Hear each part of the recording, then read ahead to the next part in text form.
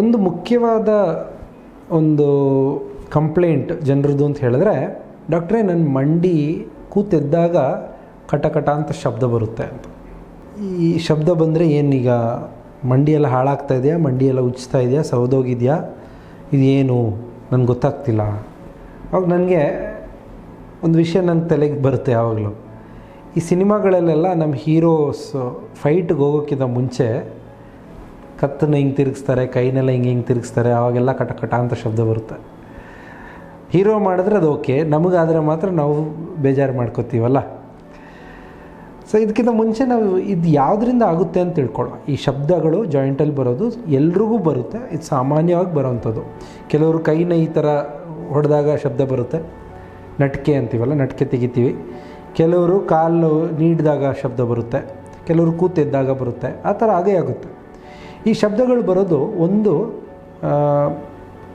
ಈ ಜಾಯಿಂಟ್ ಮೇಲೆ ಇರೋ ಮಾಂಸಖಂಡಗಳು ಆ ಕಡೆ ಈ ಕಡೆ ಹೋದಾಗ ಟೆಂಡನ್ಸ್ ಏನಂತೀವಿ, ಅದು ಟೆಂಡನ್ನು ಮೂವ್ ಆಗುತ್ತೆ, ಅಲುಗಾಡುತ್ತೆ. ನಾವು ನಿಂತಾಗ ಕೂತಾಗ ಎಲ್ಲ ಆವಾಗ ಶಬ್ದ ಬರುತ್ತೆ, ಅದೊಂದು.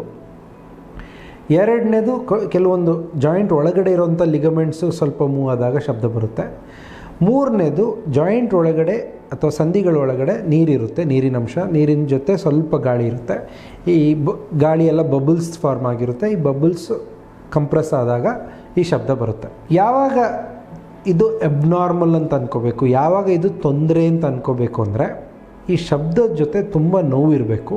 ಒಂದು ನೋವು ಬಂದು ಶಬ್ದ ಬರ್ತಾಯಿದ್ರೆ ಇದು ಓಹೋ ಏನೋ ತೊಂದರೆ ಇದೆ ಅನಿಸುತ್ತೆ ಜಾಯಿಂಟಲ್ಲಿ ಅಥವಾ ಸಂಧಿಯಲ್ಲಿ ಅಂತ ಅಂದ್ಕೋಬೋದು. ಅಥವಾ ಈ ಥರ ಮಾಡಿದಾಗ ಶಬ್ದ ಬಂದಾಗ ಬಿಗಿಯಾಗಿರುತ್ತೆ, ಶಬ್ದ ಬರೋಕ್ಕಿಂತ ಮುಂಚೆನೂ ಬಿಗಿಯಾಗಿರುತ್ತೆ, ಕಾಲು ನೀಡಿದಾಗ ಶಬ್ದ ಬರುತ್ತೆ, ಅದ್ರ ಜೊತೆ ಬಿಗಿತನೂ ಇರುತ್ತೆ. ಸ್ಟಿಫ್ನೆಸ್ ಏನಂತೀವಿ.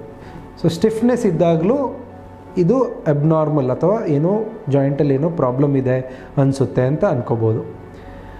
ಮೂರನೇದು ಲಾಕ್ ಆಗೋಗುತ್ತೆ. ಕೆಲವು ಸತಿ ಏನಾಗುತ್ತೆ, ಮಂಡಿ ಮಡಚಿರ್ತೀವಿ, ಅದನ್ನ ನೀಡೋಕ್ಕೆ ಆಗಲ್ಲ, ಅಲ್ಲೇ ಏನೋ ಹಿಡ್ಕೊಬಿಟ್ಟಂಗೆ, ಆಮೇಲೆ ಬಿಡಬೇಕಾದ್ರೆ ಟಕ್ ಅಂತ ಶಬ್ದ ಬರುತ್ತೆ, ಆಮೇಲೆ ನೋವಾಗುತ್ತೆ.